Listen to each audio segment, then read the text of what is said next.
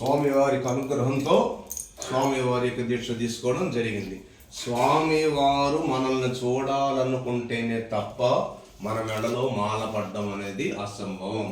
వేల కోట్ల రూపాయలు ఉన్నా కూడా స్వామివారికి అనుగ్రహం లేకపోతే మన మెడలో ఈ మాల పడ్డం అనేది అసంభవం అన్నమాట. ఇంతకుముందు దాకా మిమ్మల్ని ఏం పిలిచేవాళ్ళు, మీ పేరు పెట్టి పిలిచేవాళ్ళు. కానీ ఇప్పుడేమంటారు, స్వామి అని ఎవరిని అంటారు, సాక్షాత్తు దేవుణ్ణి అంటారు. అంటే ఆ దేవుడి పేరు, తన పేరుని తన భక్తుడికి ఇచ్చినటువంటి ఏదైనా దీక్ష ఉందంటే ఇది అయ్యప్ప దీక్ష అన్నమాట. అటువంటి స్వామివారు మనకి ఇంత గొప్ప అవకాశాన్ని ఇచ్చారు కాబట్టి స్వామివారి యొక్క పేరు ప్రతిష్టను పెంచే విధంగా ఉండాలి తప్ప మన యొక్క ప్రవర్తనతో స్వామివారికి చెడ్డ పేరు తెచ్చే విధంగా ప్రవర్తన ఉండకూడదు అన్నమాట. అంటే ఇంతకు ముందు దాకా మీరు ఎట్లా ఉన్నారు ఏంటనేది సమాజం పట్టించుకోదు. కానీ ఇప్పుడు ఎలా ఉన్నారని చూస్తుంది. ఏంటి వీళ్ళు మాలేసుకున్నారు, గతంలో అలాగే ఉన్నారా, లేకపోతే మాల్లో మారారా?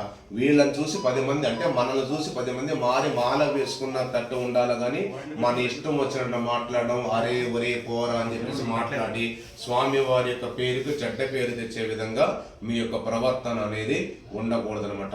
అలాగే ఈ యొక్క మాలలో ఉన్నప్పుడు సూర్యోదయానికి ముందే స్నానం చేసి కనీస అర్చన అంటే శరణఘోషంలో చెప్పుకొని హారతి తీసుకున్న తర్వాతే మనం పచ్చి మంచినీళ్ళు తాగడానికైనా సరే మనకు అధికారం ఉంటుంది.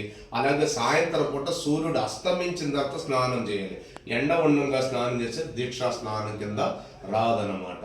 అలాగే ఈ దీక్షలో ఉన్నప్పుడు ఎక్కడ పడితే అక్కడ తినడం, ఎక్కడ పడితే అక్కడ టీలు తాగడం, ఇవన్నీ కూడా ఎట్టి పరిస్థితిలో కూడా చేయకూడదు. ఎందుకంటే మనకి ఎవరైనా సరే పెట్టేవాళ్ళు వాళ్ళు శుద్ధంగా స్నానం చేసి ఉంటేనే తప్ప మనకు పెట్టడానికి వాళ్ళకి అర్హత ఉంది. వాళ్ళు జీవనాధారం కోసం వాళ్ళు వచ్చారు కాబట్టి మన కోసం స్నానం చేసి పెట్టాలన్నటువంటి ఉద్దేశం అయితే ఏది లేదు. కాబట్టి అక్కడ మనం తినకూడదు. అంటే వాస్తవంగా ఈ దీక్షలో ఉదయం పూట అల్పాహారం లేదు. కాకపోతే ఇప్పుడు అంతా కూడా అంటే ప్రతి వాళ్ళకి ఏదో విధంగా టాబ్లెట్లు వేసుకునే వ్యవస్థ ఉంది కాబట్టి ఎంతో కొంత తీసుకోవాలి. కాబట్టి కొంతవరకు అంటే అల్పం అంటే చాలా తక్కువగా తీసుకోవాలి. అంటే ఈ రోజు నేను ఇంత ఆహారం తీసుకుంటే నీ శక్తివంతుడుగా ఉండగలను అన్నంత వరకు తీసుకోవాలి.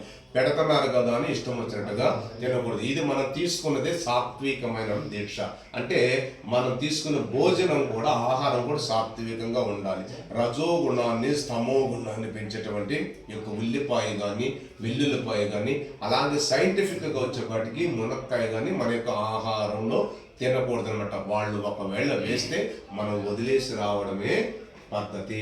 అలాగే వాళ్ళు వేసారు కదా మనకి ఏమైతుంది అనుకుంటే వాడికి పాపం ఉంటుంది, తిన్నా మీకు పాపం ఉంటుంది అనమాట. అందుకని చెప్పి టిబస్లో కూడా ఆ యొక్క ఉల్లి వెల్లుల్లి మునక్కాయలు కలిసినటువంటి భోజనాన్ని ఎక్కడ కూడా తీసుకోకూడదు. అలాగే ప్రతిరోజు దేవాలయానికి వెళ్ళినప్పుడు అంటే చాలా మంది ఏం చేస్తారు, ఒక గురుస్వామి రంగానే వెంటనే ఆయన పాదాలకు నమస్కారం చేస్తారు. కానీ దేవాలయంలో ఎట్టి బస్సులో ఏ ఒక్క గురు ఆయన తోపైనా కూడా ఎట్టి పరిస్థితుల్లో కూడా ఆయనకి నమస్కారం. ఎందుకంటే ఆ దేవాలయంలో ఏ దేవుడు అయితే ఉన్నాడో ఆయనే సర్వాధికారి. కానీ మాలేసుకుని వచ్చిన గురుస్వామి ఎట్టి బస్సులో కూడా సర్వాధికారి కాదు. ఒకవేళ మీరు నమస్కారం చేస్తే సాక్షాత్ ఆ గుళ్ళో ఉన్న దేవుణ్ణి మీరు అవమానించినట్టు లెక్క అవుతుందన్నమాట.